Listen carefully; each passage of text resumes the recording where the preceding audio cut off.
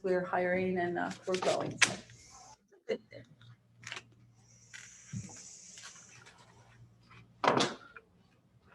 Yeah, that building looks like some out of the southwestern Yes, style or you something. know what? It does. I've seen that for years because I used to have a couple businesses in Bloom. But I don't know, it was light green when it was started, Yeah. when it was first built. Hello. I think she has everybody. So she remote and take her. She's got everything out there. These chairs are comfortable. Yes, this is definitely one of the nicer meeting rooms that you can get. Since it's 60, that was recording. Okay, great. So we are recording, so just let everybody know in case you want to make any political statements or something. Good disclaimer. And Mark said he'll call in Schultz. I'm not sure what's going on with the link, but others are doing it okay at least. There's always one. Yeah.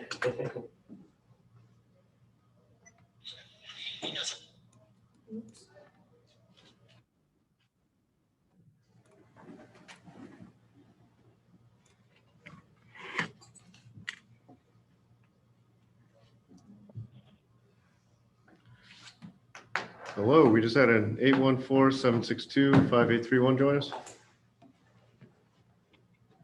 Hey, this is Mark Schultz. Hi, Mark, how are you? This is Kyle Posture. I'm doing well. How are you, Kyle? Doing well. Thanks, Mark. Sorry for the technical issues, but they rear their ugly heads. I think it's more on my part than anything else. No worries.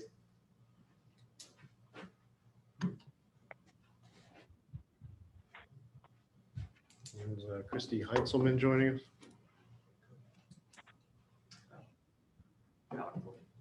Already, so Fantastic. I'll just like do the stop share at the end and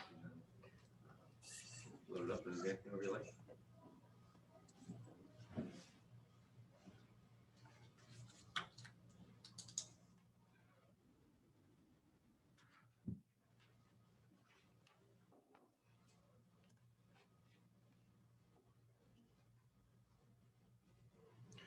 Hello, we just had a 845-546-3662 join us. Hi, this is Carrie Long from Gannett Plumbing. I had some issues with the Ring Central app, so I just called in. Good to be with you all. Hey, Carrie. Hello there.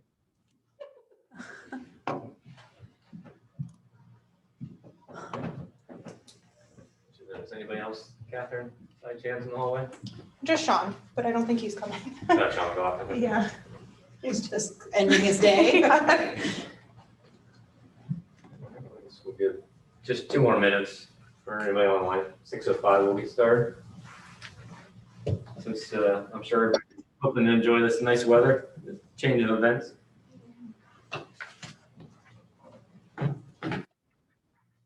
It's recorded. Can you like speed talk and then they play it back slower and we're done at 7? Yeah. Just kidding. It's like the DVR.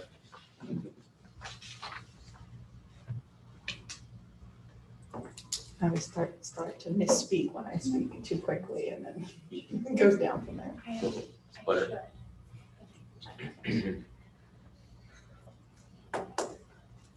I definitely should, but I was actually thinking the same thing when I walked in.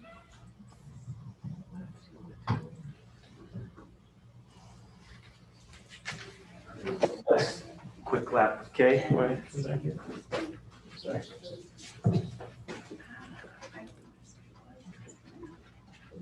Maybe. Steve, what is the gentleman's name in the green shirt? I should know. Steve Herman. Oh, that's Steve Herman. That's Steve.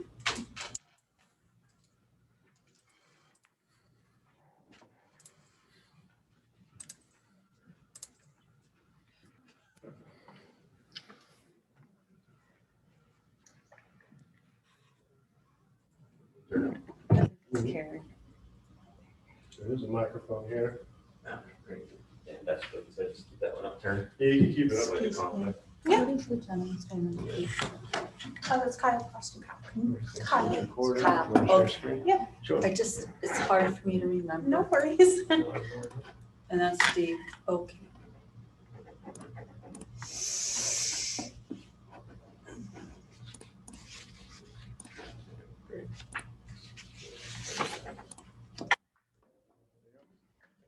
going? Okay, nobody else knocking the doors down? I have, I think 6:05 here. 33 seconds, so we'll go ahead and start the public meeting on the draft 2023 to 2026 SEDA COG TIP, or Transportation Improvement Program, and the draft Title VI program. So I'll just do a quick introduction myself and your handouts, and then we'll go around the room, first off in person, and then we'll request the folks online introduce themselves as well. But see familiar faces here, but two newer ones. So glad to have you in the room. I'm Steve Herman with SEDA COG, the Transportation Program Director, part of the staff to the SEDA COG Metropolitan Planning Organization. And we're going to have some information shared on our draft programs that are open for comment. So I'll go a little bit more in a moment, but let's just get started with introductions. And we'll start with Kay and work our way around, please. Thank you. I'm Kay Ike, and I'm a part of the SEDA COG MPO department. I'm Catherine Wild, also a SEDA COG MPO. I'm Kathleen Brady, Vice President of Peters Consultants Engineering Firm. Thank you for having me. I am Kim Amsler. I work for the United Way of Pennsylvania. I am a resident in Union County. I'm Michelle Brummer with Gannett Fleming. We're a consultant to support the SEDA COG staff on this particular, on the Title VI program updates, and have provided assistance in getting those ready. Kyle, please. Sorry. Kyle Wasserbeck, SEDA COG Joint Rail Authority, or audio visual. He's our guru. We kind of dabble in things, but he's got a great system here he's honed, and appreciate Kyle helping us out with managing things for the audio visual and getting our folks admitted that are joining us online. So if we could start with the folks online. I don't think there were a ton, so maybe just at your leisure, if you want to introduce yourselves to the group as well. And phone call. Yeah, I'm Cindy Adams. I'm with the Office of Senator John Gordner in Mount Carmel. I'm a legislative assistant. Terry Campbell, also with Senator Gordner's office, out of the Shamokin Dam office. I'm Sophia Fox. I'm with Quest, and we are a sub to Gannett Fleming. Heinzelman. I'm with Senator Gordner. Okay, we had Sophia Fox and then followed by Christy Heinzelman. Yes. Hi, Sophia Fox. I'm a sub to, we work for Quest, and I'm a sub to Gannett Fleming on this contract.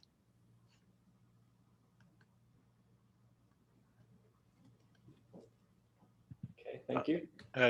Good evening, Carrie Mullins, PennDOT Central Office, Liaison for SEDA COG MPO.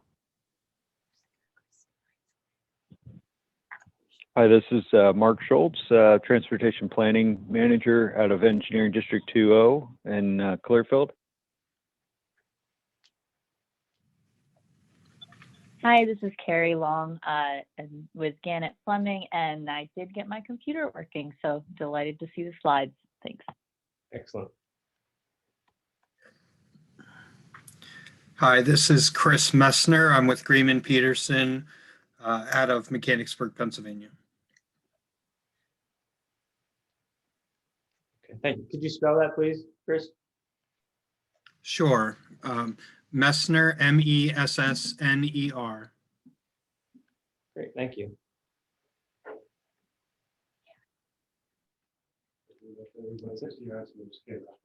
Okay, great. I know if you were having some issues, they were calling in. Thanks for bearing with us with those. And sometimes those things pop up. But we're going to share some materials here in the packet. We'll also make those available on the website. So each of you that came in should have gotten an agenda. That's your first item. Overview of this evening's events and some more background on the draft TIP and Title VI program. Followed by that, you should have a comment form for the draft TIP that you can use and record anything you want to comment on or provide for consideration by the MPO as it would move toward adoption in June. Similarly, a comment form for the Title VI program. And then an overall meeting evaluation form. We appreciate your feedback, honest feedback on that, things that work well, ways we can improve our public meetings in the future. After that, we have a handout about how you can stay involved with the TIP, ways to really connect to the process and engage in it. There's a variety of options there, different means that are identified, and some checkpoints. So feel free to follow up with us if you want to be added to the list, or note on the sign-in sheet if you want to be added as an interested party for our notification. And the final items are printout of our tip PowerPoint slides that we're going to go through here tonight, and then the Title VI program materials as well for the presentation notes you can take on that. So we're going to do the tip first off, probably about 30 minutes presentation, and then allow 15 minutes for Q&A. Then we'll segue into the draft Title VI program. Michelle Brummer is going to lead us on that. And then you feel free to speak to us about anything you want to share, any concerns or questions. We do have copies of the Highway Bridge tip here available, and some mapping as well, if you want to take a look at those 11x17 project mapping, and also one for the Title VI program as well. So with that, I'll advance here and we'll dig into the slideshow. Excuse me. There we go. So meeting purpose, we're looking to engage the public. We're kind of at the latter stage of the TIP development sequence here. Early on, the State Transportation Commission does solicitation for public input, and those needs and projects are identified through a very great interactive map, and those are shared with us at SEDA COG as an MPO. We also do outreach with our MPO members, all the county planning departments and their engineers throughout the development of the needs for the region, and close coordination obviously with PennDOT as we look at the systems that are in place to manage the transportation assets and the data. And that's all used to build and develop the draft transportation program for the 4-year period that we're discussing here tonight. So the TIP follows a biennial nature or sequence. So every 2 years, there's a formal or complete update. Certainly things occur in the interim as there's changes, as there's cost increases or savings, and new projects can be added. But a formal new update occurs every 2 years. So in the odd number years when there'll be that solicitation for public comment and input and development of the draft, and then the even number of years is when we get an adoption of a new transportation program. And part of that is soliciting the public's input and what their needs are throughout, and then during this 30-day comment period when the draft is released for official public comment. So just a little quick background on the planning partners across the state of Pennsylvania. There are 23 of them, so SEDA COG is one of 23. That green color in the central part you'll see is the 8-county area that we represent. And so the MPO is essentially the transportation policymaking body for the region. It's comprised of representatives from local governments and transportation agencies, PennDOT, central office, and the districts as well. And I'll have a table here momentarily. You can see the full composition. But MPOs are required in federal legislation for areas where there's 50,000 population or more in a designated urbanized area. And so formerly SEDA COG was an 8-county rural planning organization, but with the 2010 census, the urbanized area for Bloomsburg-Berwick area kicked us up into an MPO. So it's a federally required process and dates back to legislation in the early 1970s that require MPOs to exist. And we're pleased to play a part with that, with the state and local agencies and federal government to address the transportation needs. So SEDA COG overall, if you're familiar with us, I know some of you in the room are, is an 11-county local development district. But for transportation purposes, we have those 8 counties because the center county has its own MPO for transportation planning, Lycoming County similarly because of the Williamsport metro area. And then Perry County is part of the Tri-County Regional Planning Commission or the Harrisburg area MPO. So we collaborate, coordinate with them on cross-cutting measures, but they handle their own transportation programs and plans. So the membership of the MPO, there's 17 official voting members. You see them shown here. Primarily, they're the county planning directors for our 8-county region. And then we have a few others representing different modes. And the 2 largest towns within the urbanized area, Bloomsburg and Berwick, have voting seats. And then you'll see the PennDOT and SEDA COG voting members there as well. We have regular non-voting members that participate through the Federal Highway Administration, Lycoming County, as I mentioned, and Center County as well.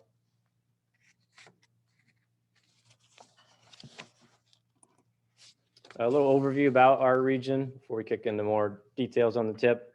As mentioned, it's an 8-county area. It represents 7.6% of the Pennsylvania total land area, and the population is about 3% of the total Pennsylvania population. So a sizable area. We have that one metro area, as I mentioned, Bloomsburg, Berwick, and kind of a web, as you see on the map there, of dispersed micropolitan clusters or urban clusters. On the railroad side of things, there's 2 Class 1 railroads, and then very active short line regional railroads, such as what SEDA COG owns, the Joint Rail Authority. Transit, most of the services are demand responsive, so folks need to make reservations for trips that they need to be making. But there is one fixed route system in the lower anthracite area of Northumberland County. On the highway side, the CSVT project is currently underway, and that's the largest Pennsylvania new alignment project right now. So sizable roadway investment and about 13 new miles of roadway being constructed. On the bridge side of things, those numbers include, as you see on the screen, state-owned bridges that are greater than 8 feet in length, and local-owned bridges that are greater than 20 feet. And toward the bottom, that number is adjusted to 8.8 daily vehicle miles traveled since we last presented. The COVID pandemic reduced the number of trips that were being made, but I think the indications now are showing that most of that travel has returned, and I expect that to be much higher for the next time we do the tip update. But that did have an impact on transportation funding, with less funds going into the Highway Trust Fund and the State Motor License Fund. The infrastructure we have here is just kind of a sampling of the region's multimodal infrastructure. The focus is primarily placed on asset management, so maintaining what we have out in existence, our road and bridge network, and our bicycle pedestrian facilities, and our transit systems. And also a big focus on improving safety, where we can drive down crashes and fatalities and serious injuries in the area, and using the transportation investments to help enhance the overall quality of life and economic vitality in the region. Some of the new capacity you'll see in addition to the CSVT project is access roads. So where we need access roads into industrial parks or other locations. And then sidewalks and trails and new signals that are being installed with commercial developments occurring over safety reasons. And the ITS, or Intelligent Transportation Systems, kind of the message boards that you see when you travel around to help with travel and safety benefits. So a little snapshot of transportation plans. 3 of the core ones that exist in Pennsylvania are the Long Range Transportation Plan, the 12-year program, and the TIP. We're mostly focused here on the TIP tonight. And that essentially is how you take the larger vision in the long range plan and the 12-year program and implement that over the next 4 years. So kind of your vision and your policy tool is the long range plan. And all of these shorter term projects need to be consistent with the long range plan and reflected in there. And most of the projects that are on the draft tip that we have available and are on our website will be done over this 4-year period, but there are others that extend into latter stages. So if you're just doing some of the early design work or study or engineering work, you'll see future phases for those projects on the 12-year program or the second and third 4 years. So the TIP is really the regionally agreed upon list of priority transportation projects as is required by federal law. It lists all those projects that intend to use federal transportation funds along with non-federally funded projects that are considered significant to the planning regions. And so you'll see some other state funded capital projects and some other local projects on there that are meaningful and significant to the area. It's a multimodal list, so it's not just our highway and bridges. It'll include rail freight investments, public transit investments, bicycle pedestrian projects as well. And it'll show each of the costs for every phase on the TIP, And it also is not a wish list. It's financially constrained. So it has to be tied to project funds that we know are guaranteed or reasonably available. And give you a little overview, some charts that we do kind of an at a glance or a summary of the tip. You'll see those here with the bar charts and the pie chart.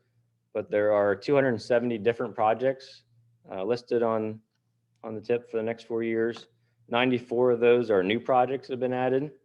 The rest carry over from a prior tip, or they encompass line items that we may have for bridges or safety or other purposes.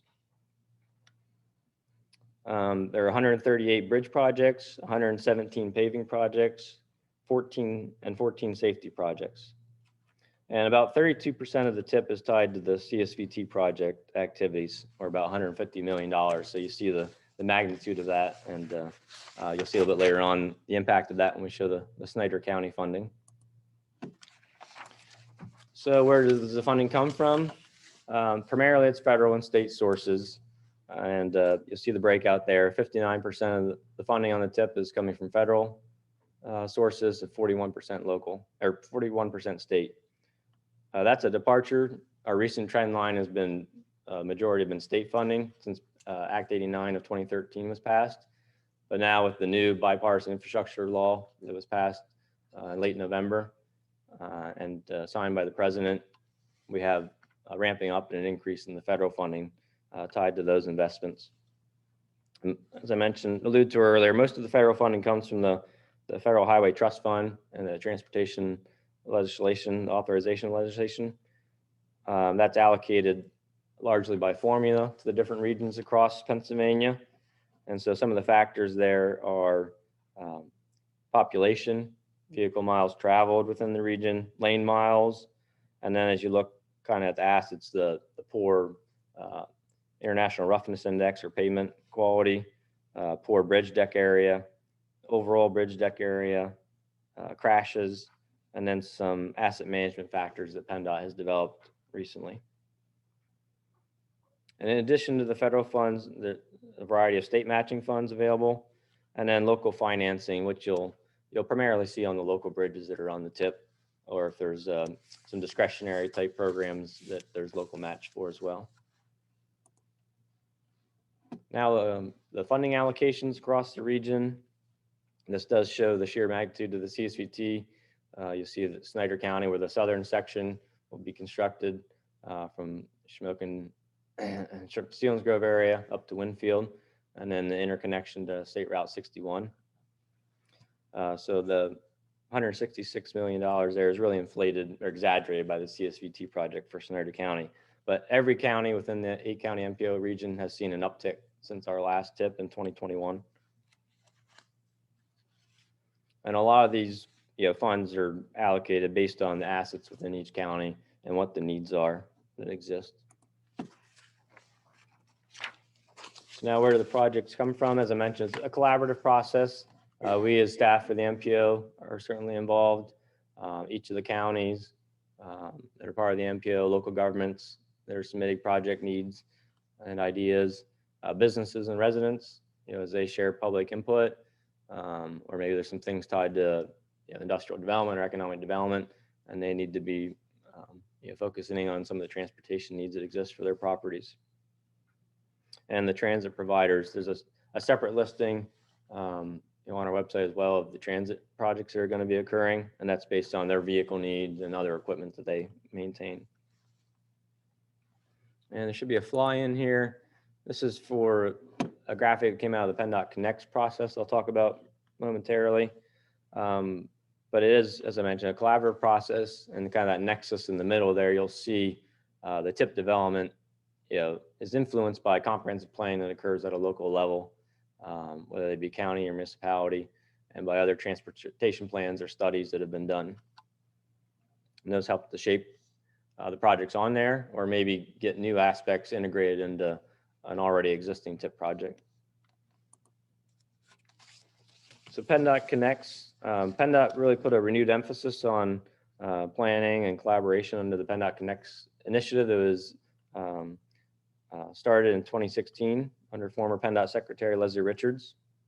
And it really strengthens the commitment of PennDOT to collaborate with MPOs and RPOs and local government planners and staff during the planning process. So to integrate that upfront rather than say a project is being designed and bid, and then you find out there was a gas line or a water or sewer line coming in, and it would negatively impact that transportation project. Just to try and identify those kind of things up front and factor other concerns or issues that local governments may have, whether they be safety or bicycle pedestrian related, if there's stormwater issues. Maybe there's a community or cultural event that we don't want to negatively affect by the construction of the transportation project. All that kind of great local information is fed into the process very early on, and then we can mitigate those somewhat negative consequences that may have happened in the past. And we as an agency at SEDA COG MPO have been pursuing supplemental studies under the PennDOT Connects domain as well. And so you may have seen some things about them recently. We have one actively underway working with Michelle and her team up in Lock Haven area for Hogan Boulevard bicycle pedestrian safety. And we also have an active PennDOT Connects corridor study right now on Route 522 in Snyder County.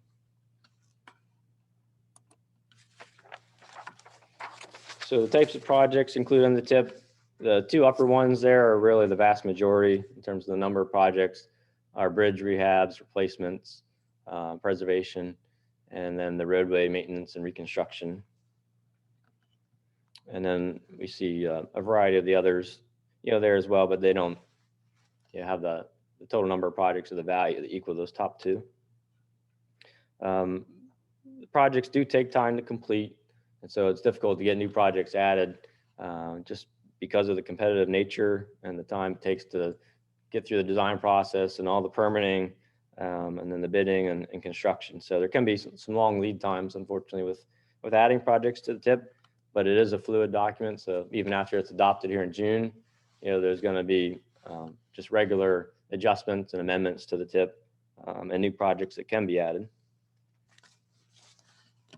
But we don't oversell it because it is very competitive and there's limited funding. So the bridge construction here, just kind of show you a graphic of I'm sure you've seen some of these poor bridges that need replacement. So a large number of those on our state road network and our local network that are on the draft tip. And local bridge needs must be considered, but there's some special provisions sometimes with regard to the length or the classification of the roadway that they're on, or sometimes inclusion in state legislation. So there's some things that need to be resolved sometimes that way, along with a local match as well. Roadway construction, you'll see a large number of resurfacing, reconstruction, restoration projects on the tip. We have a couple examples there, graphics that we pulled from PennDOT's video log system. You'll see some poor pavement on Route 642 in Northumberland County and Milton area. And then also on the right in the Lewistown area on State Route 1005 or Valley Street. So we have to kind of balance these needs of restoration, reconstruction, and preservation. And the focus is on preserving our existing roads to extend their service life. So on the tip, you'll also see things like shoulder cutting or addressing some base failure repairs, doing crack sealing, kind of the core maintenance activities, micro surfacing, fixing or replacing guide rail as well. So we have to kind of always be doing a balancing act. And that project that you see in Mifflin County on the right-hand side has about a $3.9 million construction value, and that estimated let date will be in August of this year. And for the one in Milton Barrero, it's about $1.3 million for that resurfacing, and that estimated let date will be in January of next year. Some major projects on the tip shown in the bullets on this slide and the following one. They're really those higher cost investments. So all these projects are greater than $3 million in cost, or they're on major routes or of great importance to the MPO members. So the projects listed in these bullets equal $218 million, or about 46% of the total tip funding. As I mentioned earlier, the largest is the CSVT, Central Susquehanna Valley Transportation Project, at $150 million. The State Route 35 project down in Juniata County as a major restoration. It has some other elements shown there, and that'll be a little over $7 million on the tip.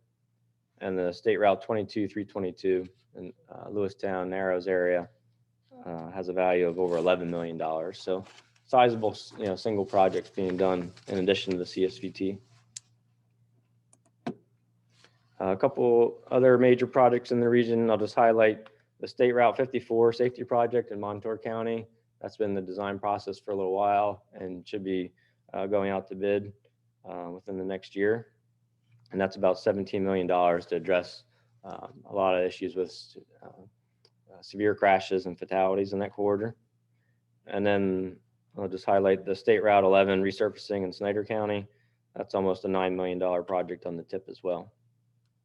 Did not show any local bridges on here, but there are 21 local bridges being done on the tip, and they're spread across the entire county area. And we're always trying to work with local governments and other sponsors to address those needs and add new projects to the tip. And the PennDOT district staff's been very cooperative and helping out with that process to identify that funding, or sometimes do bundling of projects to get some cost savings, and additionally looking at some local bridge removals if they were unnecessary bridges as well. And that'll help the municipalities with reducing their maintenance costs. CSVT project, here's a map of the entire project area. Again, it's 13 miles of new 4-lane limited access highway in Snyder, Union, and Northumberland counties. And the purpose is really tied to separating the trucks and through traffic from the local traffic on the 11-15 corridor, improving safety and reducing congestion, and better accommodating future growth. It's broken into 2 sections. You'll see the red. There's the northern section, and the orange being the southern section. The new river bridge was built as part of the northern section, and the 2 interchanges on the east and west side of the river. And that project will be completed this year, and we can share more details once there's an official ribbon cutting and opening date on that. The southern section still in final design. The first of the 3 construction contracts was in the process of being awarded now. And the entire project will eventually cost approximately $900 million, and is planned to be completed in 2027. On the transit side of things, we have 2 operators that have submitted projects for the transit tip. Those are Call a Ride Service down in Mifflin and Juniata counties, and Geisinger Health System for their Life Geisinger facility to transport folks from the residents to their facility in Coltmont. A lot of this is tied to replacing existing vans or buses that these agencies operate and maintain, or updating their computer and office equipment. And it's usually tied to a specific grant application rather than the formula funding that we've been talking about on the regular tip. And there's been some consolidation. Rabbit Transit, we have their photo there. They've become the operator for a majority of the counties in our region. And there's other new services that are starting up. And so we'll be continuing to work on planning needs related to that and sharing information as it becomes available. But yeah, new routes and new forays in public transportation. We were discussing the gas prices here earlier, and we know that certainly affordable transportation options are essential. So PennDOT has a system called PennDOT One Map. It's an excellent tool. I recommend you take a look at that. There's a wealth of data out on the site, transportation related, environmental, land use, etc. But I'm just showing you here kind of a snip of a map showing the draft 2023 to 2026 TIP projects. And I think it's hot linked. If we need to refer out to her, we can show you here later on. But you can export the data. You can bring your own data into One Map and work with it there, generate your own maps and share them with others. So encourage you to take a look at that. But you see the points there for the various bridges and roadway projects that are being done all across the 8-county region. And for each of these, you'll be able to click on them, bring up the project details. You can see the let dates of them, project managers, a real wide array of data and information. Now, how does the tip change? As I mentioned, it's formally updated every 2 years, but it's changed on a regular basis, as projects get completed and there's cost savings, we can add new ones. And others can be advanced. Occasionally there's deletion of projects, and there's just changes to the various phases, or sometimes things need to be extended or deferred out further. And the process for those are always spelled out in a memorandum of understanding that we have. So if it's anything that is an adjustment of greater than $2 million, it will require a formal vote of the SEDA COG MPO for that to be added to the TIP. And the timeframes that are shown on the TIP are the best estimate at the time of development. So occasionally there'll be some unforeseen things that will happen or arise, or things that are found in the design process or the permitting process, and there'll be some adjustments made as a result of that. Or we've been going through a spate of flooding issues recently the past few years. There'll be some emergency type projects that need to be done through the TIP as well. Now, in terms of how do you comment, obviously here tonight mentioned the comment forms that we have available. You can email them to us, you can mail them to us, fax those in, whatever's most convenient. And you can put any forms you have in the register or the comment box that we have here tonight, or get those to us afterward up until 4 p.m. on May 23rd. And if you need, I can bring up our website and show you where all these documents are there, and the other contact points for sharing your comments. So what happens to your comments? You'll get an official response from us acknowledging it and how it would be addressed. The MPO may consider some changes potentially. Based on that, we'll share any of the comments. We'll compile those with the MPO ahead of the adoption vote, and we'll provide those also to PennDOT as well. And PennDOT has a website where you can see all these comment periods all across the state, and see where they stand in the process and the timing. And the State Transportation Commission is going to do an additional public input opportunity in early June. So it'll be a 15-day statewide solicitation for input as well. So we'll develop a table of comments and respond accordingly, and share those, and potentially get some adjustments to the TIP. So just encourage you to take a look at if there's things you see you have questions about, or if you want to propose things to be considered in the design of any of the projects. If there's something you have more of a policy level question or concern about, anything is open game to share. Our schedule, again, the closure of the comment period will be 4 p.m. on May 23rd. And then we'll move toward June 10th as the next SEDA COG MPO meeting. Those are public forums. They're advertised, and they can be joined either in person or online or over the phone as hybrid meetings now. So if anyone would like to attend that and offer any comments as part of that process, that's open as well. And our meetings are recorded like this one here this evening, and posted on our website, so they're available after the fact if this evening wasn't convenient for anyone. And then after the MPO would vote on June 10th to approve the TIP, it'll be submitted to PennDOT officially electronically, and then the State Transportation Commission will meet in August to approve it. Federal Highway Administration approval estimated for September, and then October 1st is when the new TIP takes effect, since it follows the federal fiscal year of October 1 to September 30. Now, as I mentioned, the federal funding did rise, the amount and the percentage makeup for this draft TIP, and that's tied to the bipartisan infrastructure law that was passed in November of 2021. That provides an additional $4 billion to Pennsylvania through 2026. For our 8-county region, we're looking at $126 million of additional investment tied to that infrastructure law. A lot of the programs are 80% federal, 20% local, so there needs to be state or other local match to those funds. And we're continuing to follow. There's guidance trickling out on fact sheets and guidance and notices of funding opportunity related to the bill or bipartisan infrastructure law. So we'll continue to monitor that and share that with local officials. And I show there the FHWA, or the Federal Highway Administration page. If you're interested to see what some of these discretionary type projects are available to local governments, other project sponsors, that's a really great resource. I encourage you to check that out. And then certainly you can coordinate with us, with your county planning director or other local official on those ideas you may have for some of these funding programs that exist.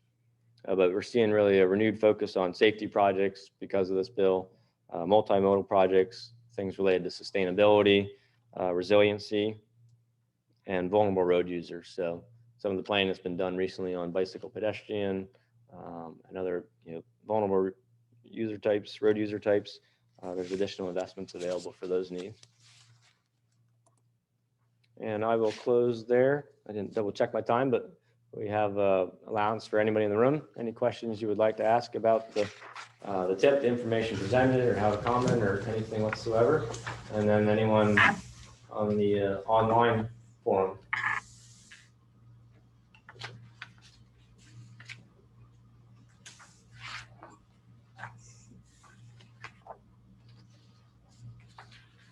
So as I mentioned, the comment period will be open through May 23rd.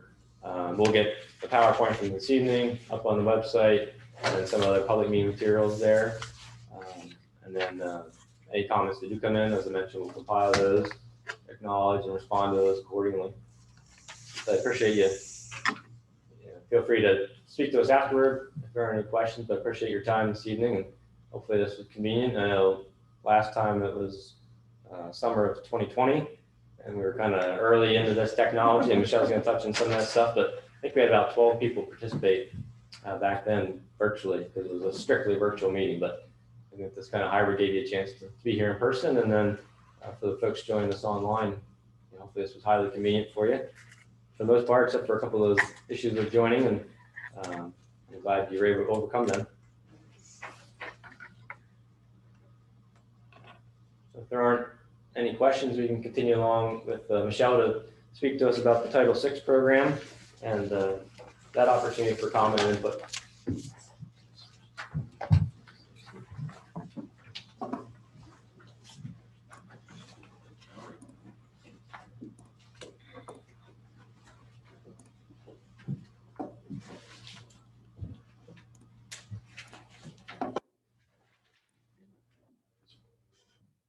Okay, in the advance. Okay. All right, good evening, everybody. As Steve said, and as I introduced, my name is Michelle Brummer. I'm with Gannett Fleming, and we've been, along with Quest, our subconsultant, assisting SEDA COG with this Title VI program update. Steve and the staff have had a lot on their shoulders between getting the tip update together and doing this other sort of public focused planning document sorts of updates to make sure those are consistent and compliant with the federal regulations. So they asked for some assistance, and we've been ready at the right hand to help wherever we're tasked to do so. On your agenda tonight, at the very bottom is a little description of the Title VI program.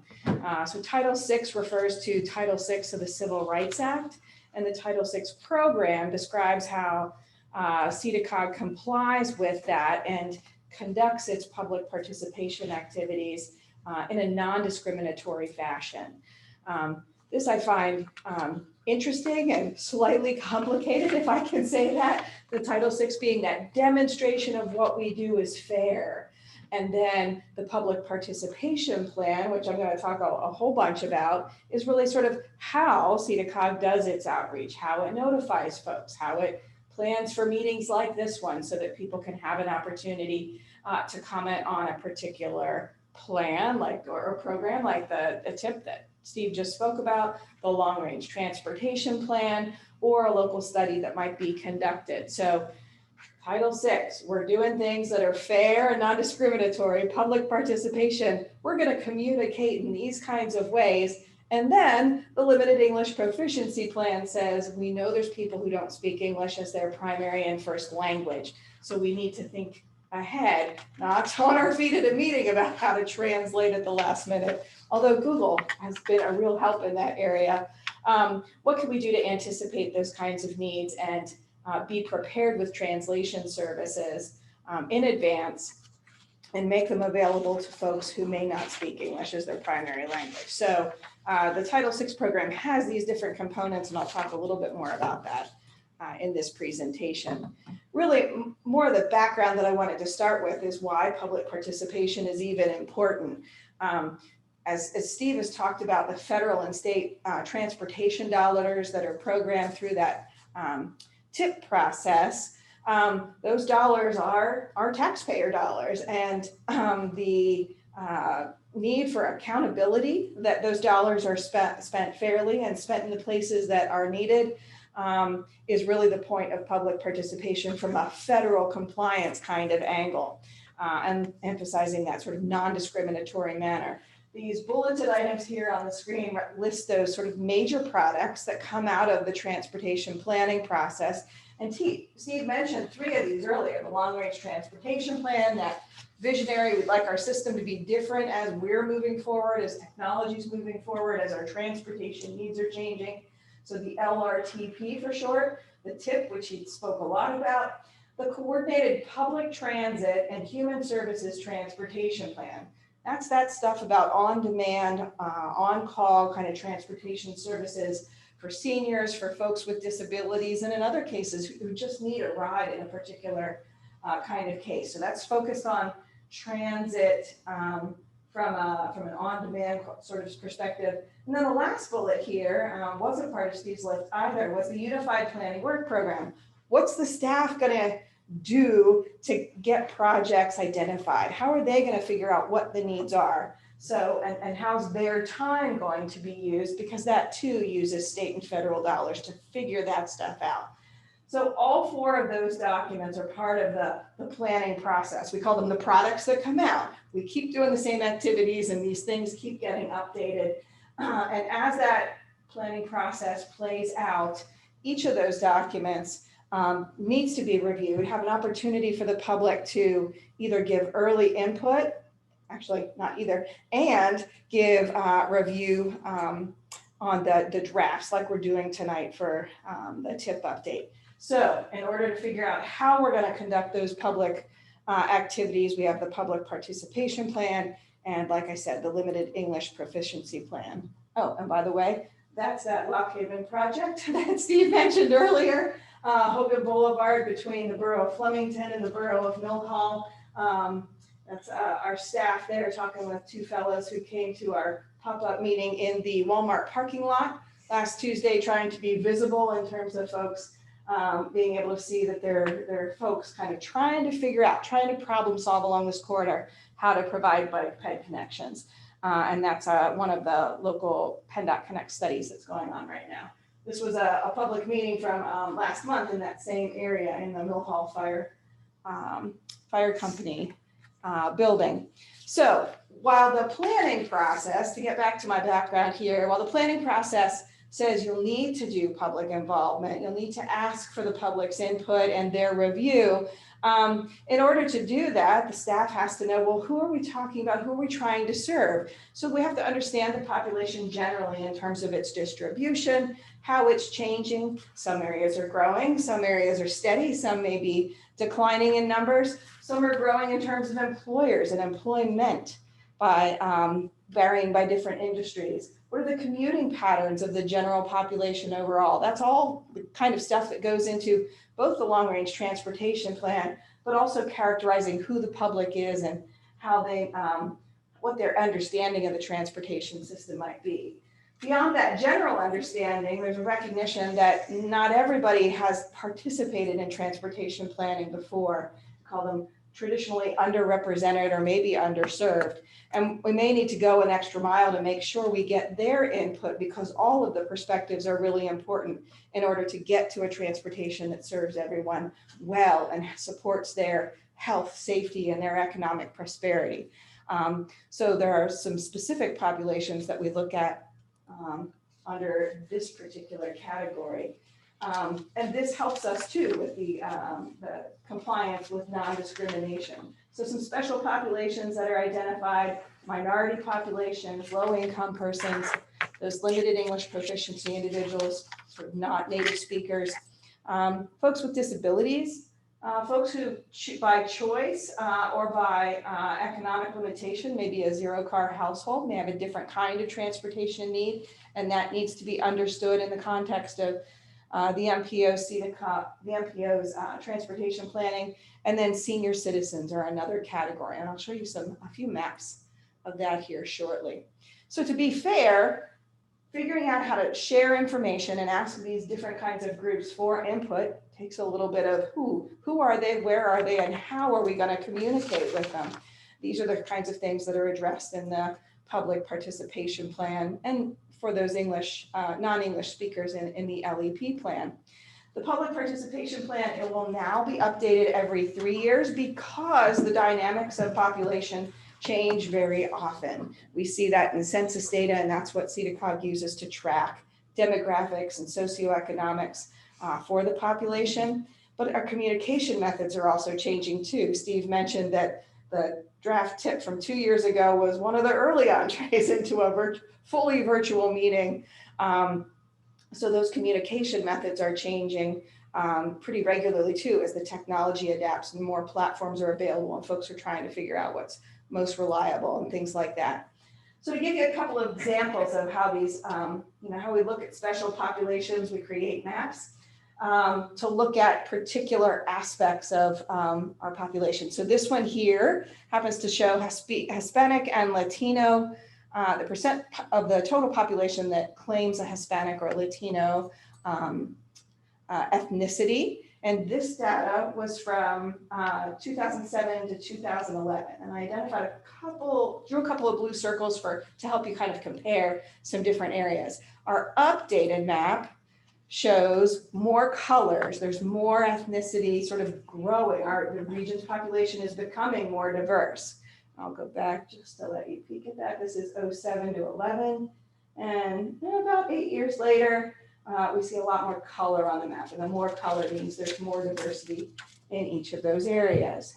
Another example of the public being different from year to year and why we need to update our understanding of the population are socioeconomic changes like income and poverty. So this map shows the percentage of the population below the poverty line. Again, a couple of blue circles to target your attention and look how things change from 07 to 11, the American Community Survey. Since we've got this population and socioeconomic data now rolling out on an annual basis, not just looking at decennial census, we've got better data available. If we move into the 2015 and 2019, we see that there's some areas that have changed in terms of their color composition and new ones have been added. I'll go back again.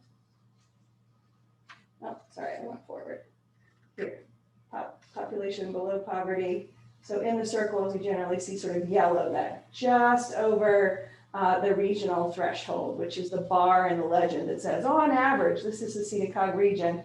Areas that are more concentrated in terms of poverty in this map are shown with greater color. And then 2015 to 2019. So some of those yellow areas have disappeared, but we've seen, for example, in Union County, just to the north, an area that's actually become more intensive in color. Last example, I only did 3 of these. So this is the concentrations of seniors, folks age 65 and over. And that number certainly changes from year to year as people age, as people move in and out of the region. We see lots of yellow on this particular map and a somewhat of a high concentration there in the around the Danville area. And then here in the 2015 to 2019, that highest concentration in the Danville area has gone away, but we do see other areas that are shifting in terms of that yellow, that roughly 20 to 29%, a little bit different. So the idea that all these sort of aspects of our population keep changing just means we have to keep our pulse on who these people are and how their needs might be changing, their needs for communication as well as their needs for transportation. On the communication side of things, we've certainly seen lots of communication technology changes over the past 20 years. So we call it sort of the old traditional ways of communicating with folks was newspaper and radio, in-person meetings only before we had virtual platforms, and paper copies for surveys and things like that. Advanced to like 2010, we see more electronic information being available, but a little bit more sort of in an exchange way, kind of a one way, I'll put it out here, you go look at it there sort of things with newsletters.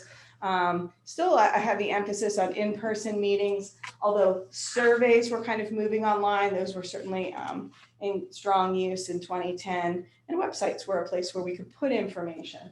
Now here in 2020, we see widespread use of social media for announcements, meeting announcements, live streaming even of meetings.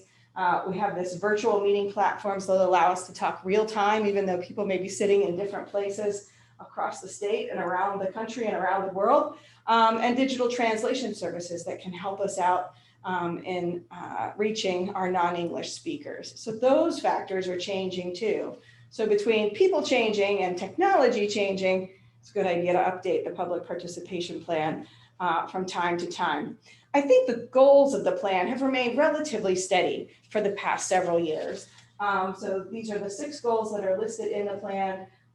Extend the reach of the public participation program. Are we able to, get the word out to more people? Are we encouraging a more diverse response, folks from all walks of life, all races and ethnicity to give input? Increase the impact of participation. That's the listening component. Are we helping people tell us really what they need in order to be successful in creating a good transportation system with that for everyone? Are they satisfied with participation? That's part of the evaluation survey that's in your meeting packet tonight. Looking for opportunities for education. Transportation's changing too. We're transitioning to cleaner vehicles with cleaner fuels, with electric vehicles. Connected and autonomous is a technology that is starting to take root in certainly much more urban areas, and it will eventually come to places and regions like SEDA COG as well in broad numbers. I'm sure there's bits and pieces of it here already. And finally, this last goal was about using performance indicators. This is a strong point from PennDOT. Like, what's our record keeping? How are we going to know that we're doing a good job with public participation? It's not always just about the number of people who turn out, but it's also about the quality of comments received and those sorts of things. So you may take a skim through those goals. Each have some objectives under each of them. In the public participation plan, there's a matrix that lays that out in a table.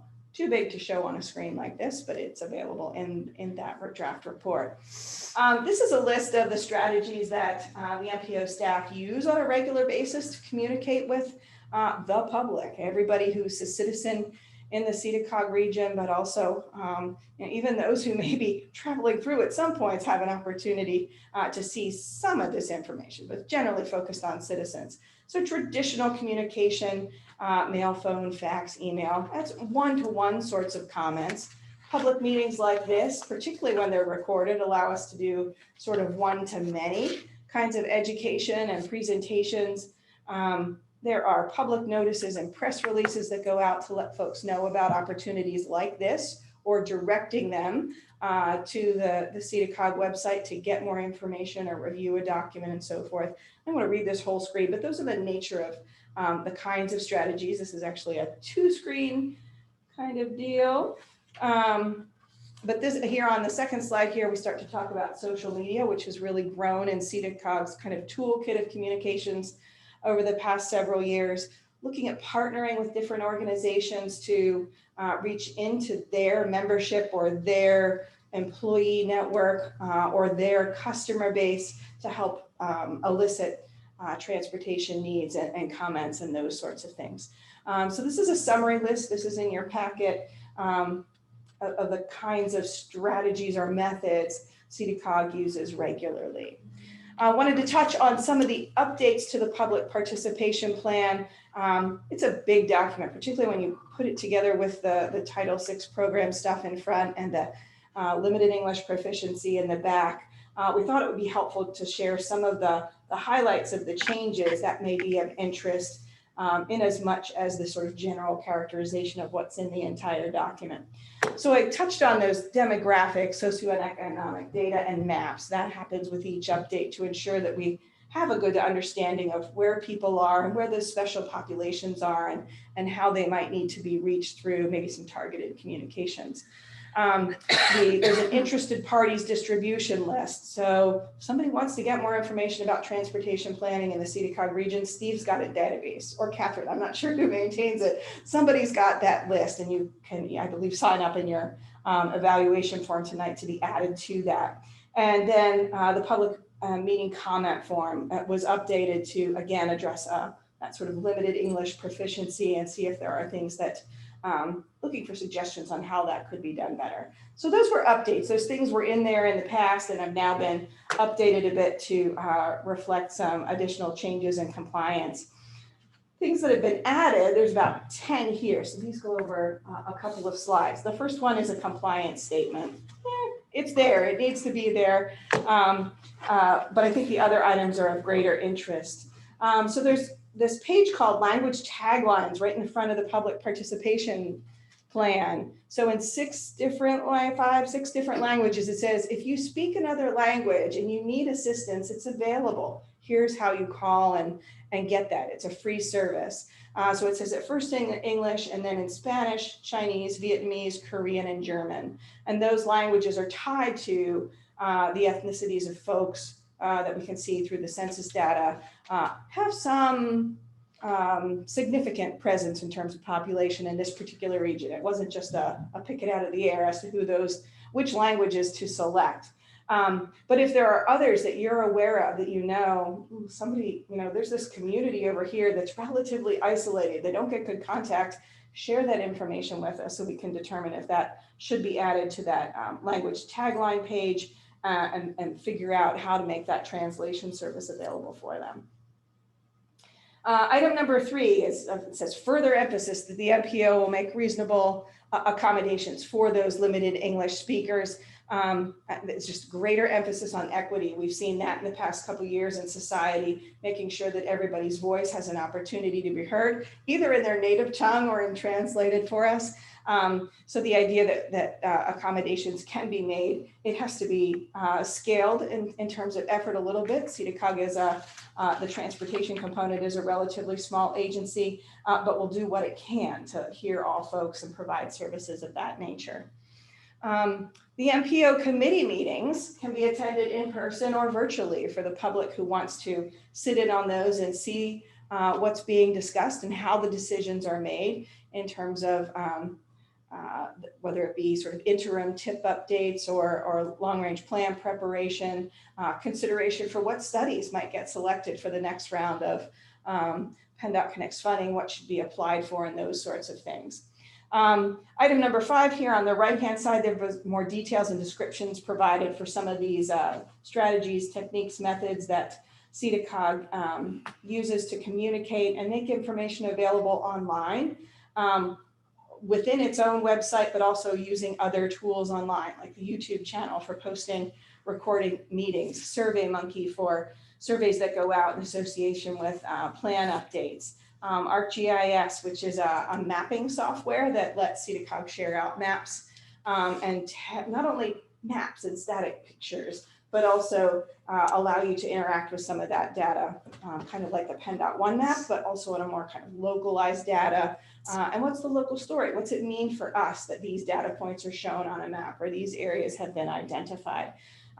So that's a way for people to interact with what the staff is sort of seeing and identifying as needs in the area. There are other kinds of visualization techniques listed here under number 6, sometimes a photo simulation or a 3D image or a video. There are a number of different ways to present ideas to the public that aren't always a PowerPoint, as we're kind of stuck on tonight. But particularly in terms of how could this roadway, how could this bridge be different to serve people better? Well, if we were going to go out and look at it, we'd see it with our eyes. We wouldn't see it as a paragraph of description. So anything that is photorealistic can be real helpful to, in working with the public. So there's some additional emphasis placed on that in this public participation plan update. Some additional things related to virtual public involvement. There's a list here under number 8 of other things that are being considered as staff has time and resources to commit to those things. So consulting with interested parties, maybe kind of a small focus group around a particular topic. There are some subcommittees at SEDA COG already, like the Active Transportation Advisory Committee, folks who work on the freight side of things, but occasionally there'll be a topic that needs some kind of discussion. And so an item like this allows the staff to sort of pull in or invite folks to come to a focus group meeting and get a better understanding of how the transportation influences or is the result of a particular issue. So there's a number of things, that being one example where some additional efforts may come a little lighter commitment than some of these others that have been clear decisions. Number 9, a special meeting to consider TIP amendment approval votes. Steve was talking about how the TIP gets updated on a regular basis. Oh, a project is closing out a little sooner, a little faster. Maybe there's some cost savings that can be adjusted to another project. Am I right line of thinking here in this line out of number 9? In my notes I wrote down, this is kind of like balancing the checkbook. We still need to have a target balance there, but we're moving things between projects. So an option to look at these kinds of meetings and how the process is explained and how that's carried out, whether that be in person or in a virtual sort of format. So those were I said about 9 additions and those couple of updates to the public participation plan. If you want to sort of know what's different than what's there before, that's kind of the highlights list.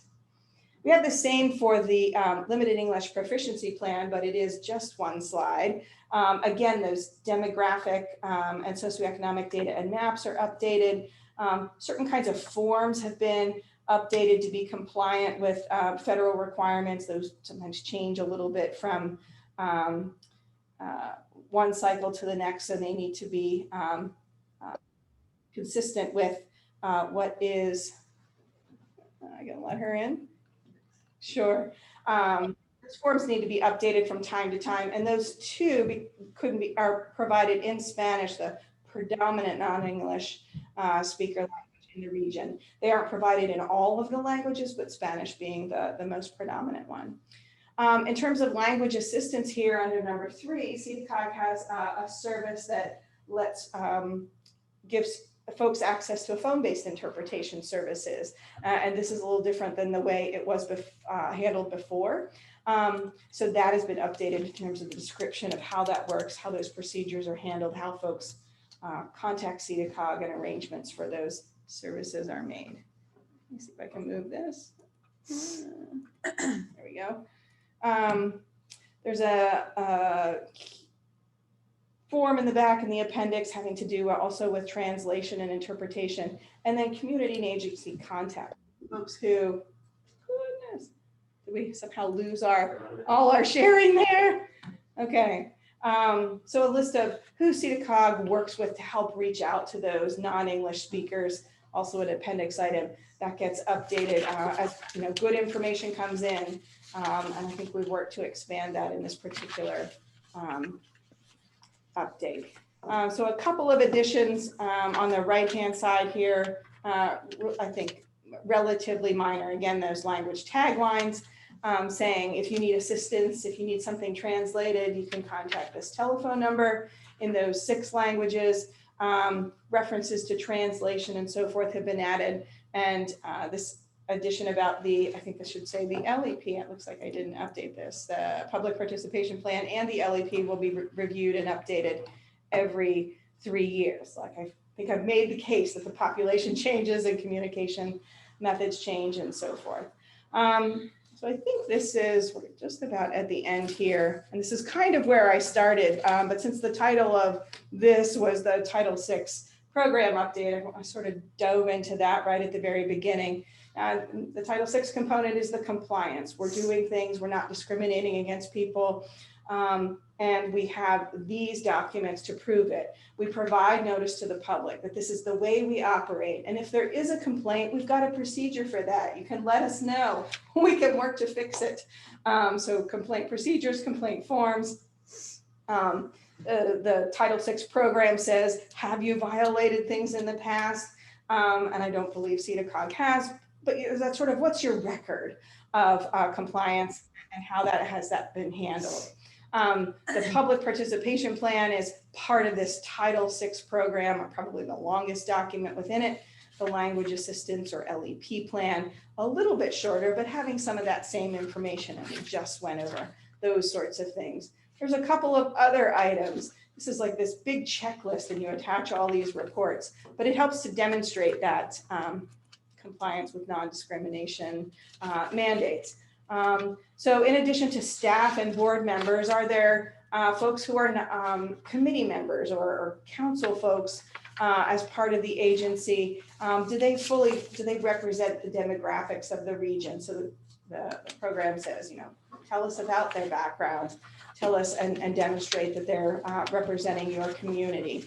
There's a couple of items here under H&I that don't specifically apply to SEDA COG, having to do with funding that comes through and is passed through to another agency. That's not done at this time. And things related to construction of transit operations centers and so forth. Again, not applicable now, but it's a placeholder because some of the MPOs are required to do some of those things. On the right-hand side here, the last couple of things, board meeting minutes, the resolution, we've got a draft copy of that shows this Title VI program is expected to be adopted, and ultimately that signed form will be part of this package. Demographics and sort of that narrative report here under item K and the maps under number M certainly go together and have been part of, again, that public participation plan and the LEP. Item number L, how does SEDA COG really address the mobility needs of minority populations, minority and low income often being the most underserved or historically underserved kinds of communities. So descriptions of those sorts of things. And then the final item here under N, and I'm sorry I took those out of order, it just seemed like that's how they showed up in the list here. But where we do have folks who may not have had an opportunity to participate or not taken advantage of opportunities to participate in transportation planning in the past, have they received sort of more impacts in terms of their life and their travel, or have the impacts of those projects been equal and beneficial in some way to those communities? So there's some acknowledgement to look not just at the process, but the outcomes for those folks. Last slide. I did not include a slide like Steve did that said, this comment period will close on such and such a date. The Title VI program comment period is actually a little bit longer than the TIP update. This one will close on June the 6th at 4 p.m. Again, comments can be submitted through the SEDA COG website. They can be given here to us tonight in handwritten notes and dropped in the box before you leave. Email and fax and all of those sorts of things are available as shown, I think, on your agenda on that front page. There's a lot of options as to how you can contact SEDA COG with your suggestions. If there are things that you feel would be helpful in getting other folks, making them aware of how the SEDA COG MPO works to improve transportation, share educational information, invite folks to meeting, those courses of action would be helpful. They may not be something that gets incorporated immediately, but to put it on the table, to put it on the radar screen for how Steve and Catherine and the staff can communicate with those folks best would be helpful, because like I said, that population is diverse, it is widespread, and it's hard to reach everybody with a single silver bullet. That solution doesn't exist any longer. So networking with folks who attend meetings like this is helpful to making these plans really successful and effective for the staff. Certainly welcome to take any questions from anyone in the room here and online. If there are questions there, we can address any points, or if you just like to fill out your comment forms or talk with us one-on-one afterward, that's fine too.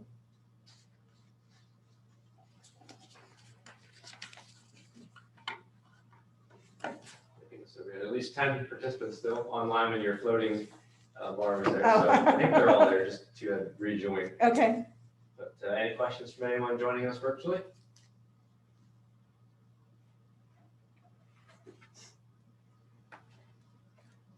Any questions from the room? We do have a copy of, this is a nice bound version. It's on display throughout the region at certain county offices, transit operators, and so forth. And all the electronic materials are on our website for the Title VI program.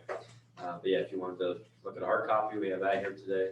and the comment form opportunity as well. And we're always looking for additional contacts that we can make within local areas to reach underserved groups, the best ways to communicate with them and capture their input. So the things you're seeing, whether it's through United Way or some other allied group or organization, we'd like to try and further that process. So. Great, thank you. So we appreciate everyone's Thank you. time here this evening, and we're available for any questions in the room. And if there's nothing further from the folks online, we'll go ahead and stop. Thanks, everybody. Thank you.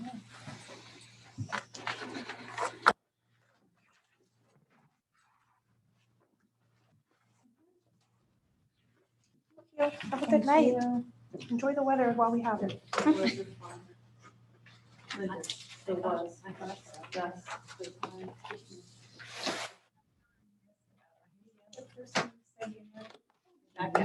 Denise Face. Denise, geez, I know her for 30 years. And she goes, she called me. I forget. Someone saying I can't hear. Yes, she is. She's Great. very quiet, very quiet. She's always been reserved. I've known her for a long time. I'll make sure I She's let her very know I got to reserved. meet you. She loves her animals like I do. Oh, I know. She talks about her Spring dogs. after that, that's feedback too. She rescues and we know each other. Oh my God. We used to for some years. I was probably because she couldn't be. I'll make sure I tell her that I saw you and then I got to meet you. Thank you so much. Thanks for It's just like coming. I like to keep being involved in SEDA COG. We're going to things and learning. Thank you. Okay. Thank you so You much. are very welcome. Thank you so much, Steve. Thank you. Take care, guys. Good night. Well, thank you both for the presentation this evening. I will write comments because I'm better at that, but I will send them.